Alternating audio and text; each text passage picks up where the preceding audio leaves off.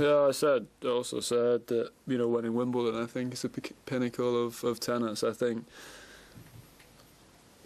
yeah, I mean, the last game almost increased that feeling. If I'd closed it out at 40 love, I worked so hard in that last game. It was the hardest few points I've had to play in my life.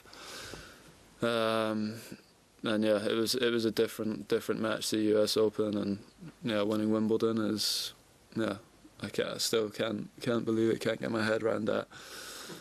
I can't believe it.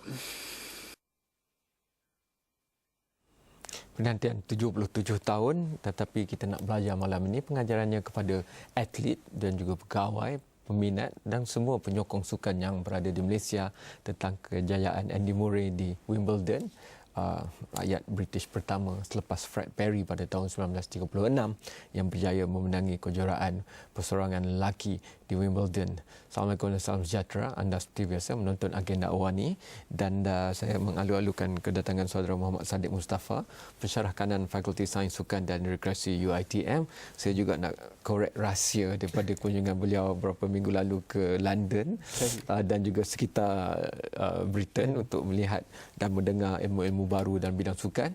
Tetapi mungkin sejarah yang dilakar oleh Andy Murray di Wimbledon ni, ramai yang merasakan juga bahawa sudah terlalu lama ia dibiarkan berlalu, dan mana mungkin negara yang melahirkan Wimbledon itu tidak mempunyai wakil yang secara serius mencabar untuk menjadi juara.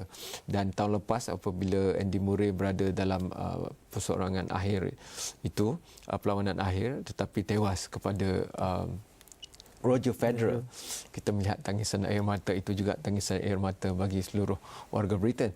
Tetapi saya rasa kemenangan pada tahun ini bermula daripada kekalahan tahun lepas. Bagaimana saudara Sadiq melihatnya? So, saya bersetuju dengan konteks itu. Saya menonton perlawanan akhir tahun lepas di mana beliau kalah kepada Roger Federer.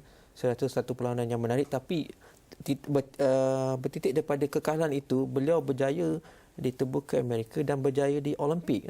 Kita lihatkan dia telah berjaya penetrate, memecahkan dan membina satu keyakinan bahawa dia berada dalam golongan elit tenis masa kini dalam era moden. Saya rasa satu kejayaan yang besar, menunggu selama 7 abad, dan mereka berjaya melahirkan satu pemain lelaki terbaik selepas Tim Hammond di Britain. Tahun 90-an. Ya, tahun 90-an.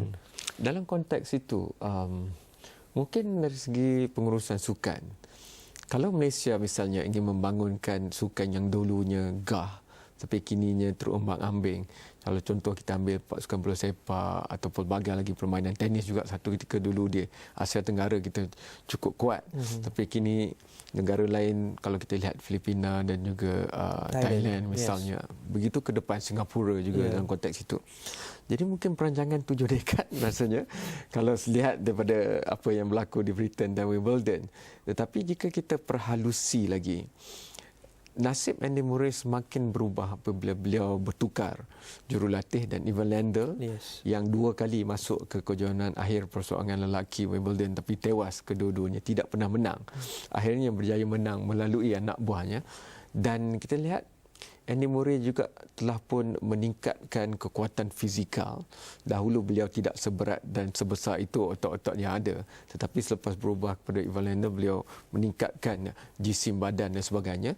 Berbeza dengan Djokovic yang menekankan kepada pendekatan tubuh fizik ataupun fizikal yang lebih agak slim dalam kata orang putih itu, yang lebih kurus tetapi lebih dinamik pergerakan, kerana bagi beliau tumpuannya pada pergerakan.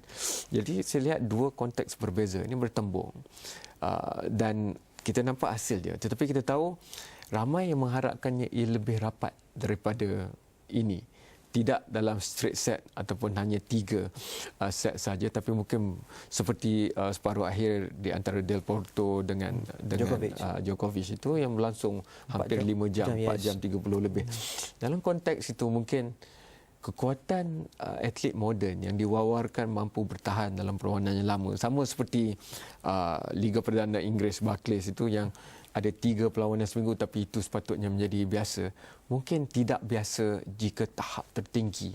Dan separuh akhir Djokovic dengan Del Potro tu dia katakan cukup tinggi tahap persaingannya yang menyebabkan Djokovic mengatakan beliau tidak sempat betul-betul begitu pulih. Jarang beliau memberikan alasan itu tapi kali ini itu alasannya.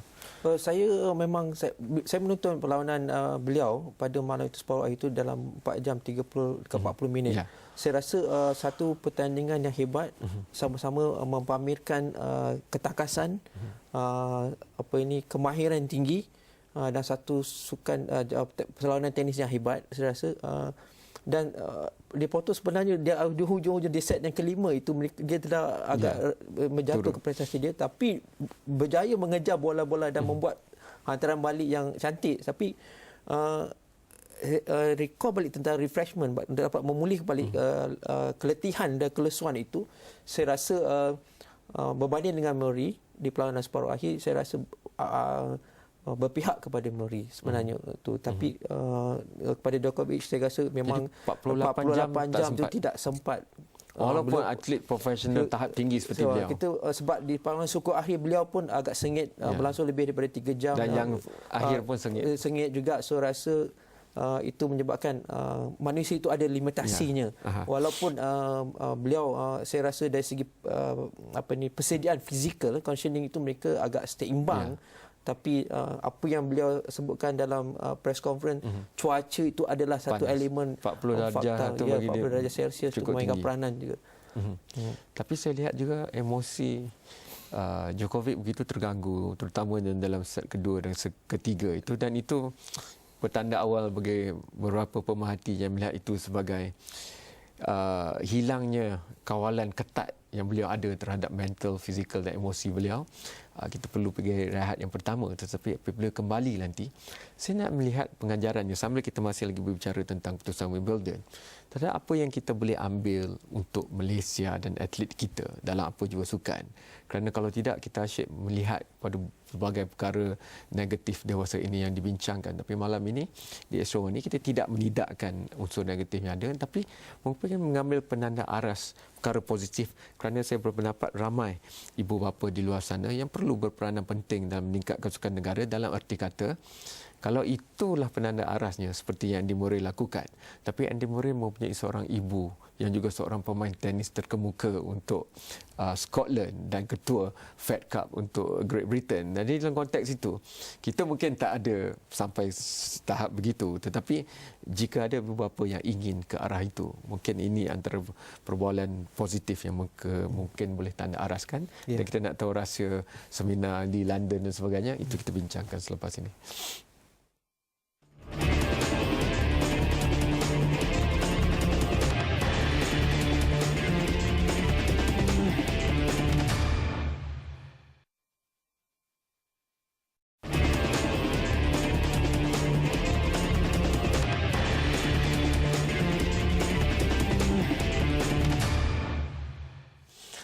Hipotesis saya adalah dalam perlawanan akhir Wimbledon, dan saya lihat sidang akhbar Andy Murray dan sebagainya, tahun ni beliau tidak mengalirkan air mata. Bila kalah tu keluar air mata. Tapi menang ni, walaupun beliau nampak macam masih tidak dapat percayai bahawa beliau menang itu, tetapi lebih dalam kawalan, more in control.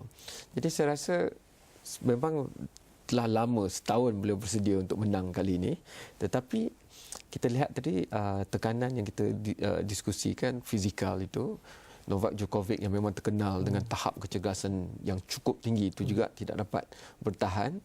Dan apa iktibar yang kita boleh ambil daripada sini, kerana sukan tahap tertinggi sekarang memerlukan ketahanan yang cukup tinggi, tetapi juga memerlukan kepakaran yang cukup tinggi dan nilai profesionalisme yang cukup tinggi. Dalam konteks itu, kita ingin melihat beberapa gejala yang berlaku dalam negara sekarang ini dalam bidang sukan, kerana asasnya adalah disiplin yang kuat itu, dan dengan asas itu maka boleh dibina kepakaran dan tahap sebagainya. Dan Ibu Andy Murray sendiri mengatakan dalam temu bual dengan media bahawa beliau merasakan bahawa kekalahan itu merupakan titik peralihan terhadap Andy Murray untuk meningkatkan lagi tahap beliau dalam bidang tenis. Saya suka mengambil perkara ini dalam evolusi sukan tenis ini begitu besar ya. Kalau kita lihat dalam tenis moden ini, apa yang kita lihat kalau kita tengok dekat boxes pemain itu ada lebih kurang 10 orang yang terdiri daripada pelbagai kepakaran mereka yang melatih Murray selain daripada Ivan Lendl. Kita melihatkan jurusan selain daripada itu peranan keluarga memainkan peranan penting dalam sukan individu yang dibina, dan kita kaitkan mungkin di Malaysia ini permainan raket adalah seperti Datuk Nicol. Beliau bermula memegang raket secara tak rasmi pada usia 3 tahun dan macam mana beliau dalam usia 13 tahun menjadi juara kebangsaan dan 15 tahun menjadi juara remaja dunia. So proses itu berlaku pada Andy Murray juga. Dan pada masa yang sama boleh dapat semua A lagi dalam urusan periksa sebagainya. Itu kita lihat proses, dan kita lihat rentetan kejayaan beliau ini adalah dikawal oleh orang yang hampir dengan beliau, yang faham tentang beliau. Dan selain daripada itu, dalam kumpulan mereka juga ada profesional yang mahir dalam bidang-bidangnya, yang terlatih dan mempunyai ilmu, kecergasan dari segi aspek fisio, pemulihan dari segi aspek-aspek lain. Yang saya kata saintis itu amat penting dalam membantu menjayakan sesuatu kejayaan ahli sukan dalam dunia moden. Saya nak menyentuh satu lagi dalam era tenis sekarang ni. Jurulatih tidak boleh berasaskan pada prinsip manual lama. Memegang raket tenis berasaskan 3 yang lama, Western, Eastern, Continental. Tak ada. Apa yang ada dalam akademi tenis di Barcelona yang menghayatkan Nadal itu, dia melihat bagaimana seorang atlet itu, bakal atlet itu memegang raket pada hari pertama. Dan kita lihat pukulan-pukulan yang dahulu dikatakan tidak betul sekarang diguna pakai. Kalau kita lihat ikut lajak, the follow through cross body. Tetapi kita lihat sekarang ni pukulan yang digunakan oleh Nadal itu tidak cross body. Beliau adalah straight to the body, circle-nya straight to ke belakang. Dan kita lihat pukulan beliau itu melahirkan spin daripada bola yang itu tinggi, lebih daripada 3,000 kali. Bayangkanlah macam mana ground stroke yang beliau lahirkan. Dan ini dibawa oleh satu teknologi baru, dan coach yang melatih beliau itu bertukar prinsipnya berasaskan kepulauan moden. Tidak masih lagi pegang pada teori-teori lama. So evolusi itu dikaitkan dengan, jadi bagi negara macam Malaysia ni yang tidak ke depan, yang tidak ada pemain dalam mungkin 100 terkemuka dunia dan sebagainya, bagaimana kita nak mengikuti jalan yang macam tu? Kerana kalau bola sepak dan Menteri Sukan pun YB KJ ada berkata, kita banyak penaja, tapi penaja untuk sukan-sukan yang terkemuka sahaja seperti bola. Tapi dalam keadaan bola pun kita tak menyaksikan evolusi seperti itu. Okey, saya baru balik daripada pembentangan kertas dengan Profesor Mahir Dr. Hairi di Melaka pagi tadi, dan beliau mengatakan bahawa perkembangan bola sepak Malaysia ada, tapi kita ke arah mendata perkembangannya. Berbanding dengan Jepun, Korea, mereka condong. Itu curam yang mencuram. So yang membezakan itu. So apakah evolusi itu? Dan saya ambil juga sejauh manakah kita pakai teknologi, kepakaran sains sukan secara serius. Kalau satu coach dia kata, okey, you name, I can beritahu you dalam you punya seorang pemain bola sepak atau hoki atau tenis, dia kata, oh, everything is on my fingertips. It's very wrong. Benda-benda itu tidak boleh diletakkan dalam otak seorang jurulatih. Perlu diletakkan dalam satu kertas yang dia boleh dilihat dan dia boleh diukur, dikongsi dan boleh dibuat justifikasi. Itu penting. Minda seorang jurulatih itu mesti bertukar. Apa yang saya dapat kongsikan, di mana rakyat Malaysia yang menguruskan pasukan Liverpool melakukan perkara itu. Ada papernya, ada laporan datanya daripada makmal, bukan dibuat daripada... Maknanya perlu dibuktikan dan diceritakan kepada orang lain pun boleh beri pandangan dan terus baiki. Yes, dan justifikasi itu mesti lahir dikatakan betul atau salah itu adalah orang profesional yang diiktiraf. Sebab tu saya sokong Liverpool kerana tengok ada tenaga Malaysia, itu kita boleh bincangkan selepas ini, yang berada dalam setup ataupun kumpulan Liverpool itu. Tetapi bila kembali nanti, saya nak kembali sedikit kepada Wimbledon dan putusan Wimbledon, kerana kalau kita tengok bergu lelaki, kita tahu, kita bercakap tentang Djokovic, kita bercakap tentang Murray, dan mereka berusia 26 tahun, dan dalam konteks itu Nadal, Federer tu agak dikatakan makin nak kalah, dan sekarang turun nombor 5 dunia kerana dah lebih 32. Tapi Brian dan Ryan, mereka berusia 35 tahun dan mereka berjaya mengalahkan pelbagai lagi pasangan dengan gabungan usia lebih muda. Itu kita bincangkan selepas ini, betapa jika nilai disiplin dan profesionalisme itu ada, maka yang lain itu akan dapat dikemudikan menuju kejayaan. Itu selepas ini.